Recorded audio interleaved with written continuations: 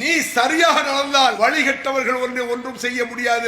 ஒழுங்கா உன் குடும்பத்துல அண்ணன் தம்பி சொத்தை கருவ இருக்கிறிய, அக்க பக்கத்துக்கார கருவ இருக்கிறிய, எவன் ஜத்தா எனக்கு வீட்டுல முடை கிடக்கிறிய, அப்புறம் அவன் அவளை அடிக்காண்ட வர மாட்டான். உன் இஸ்லாம் இருக்கா? நீ நபி வழிபடி இருக்கிறியா? பிறர் நிலநாடுவது இஸ்லாம் அப்படின்னு நபி சொன்னதை கேட்கிறியா? இந்த வசனத்தை பாருங்க. ரத்த கண்ணீரோ நபியே, கவலையா உன் உயிரை விட்டு விடாதீ. ரசூலுல்லாஹ் என்ன கவலை? உங்களுக்கு எனக்கு இருக்க கவலையா? நமக்கு என்ன கவலை?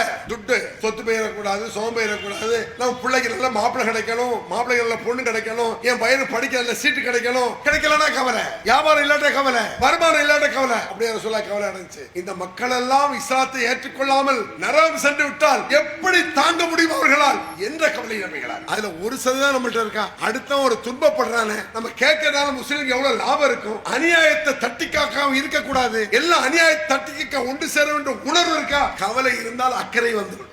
குடும்பம் நல்லா இருக்குன்னு நினைக்கல, எல்லா மக்களும் நல்லா இருக்குன்னு முஸ்லிம் அல்லாதவரே கஷ்டப்படுறான், கவலைப்படு.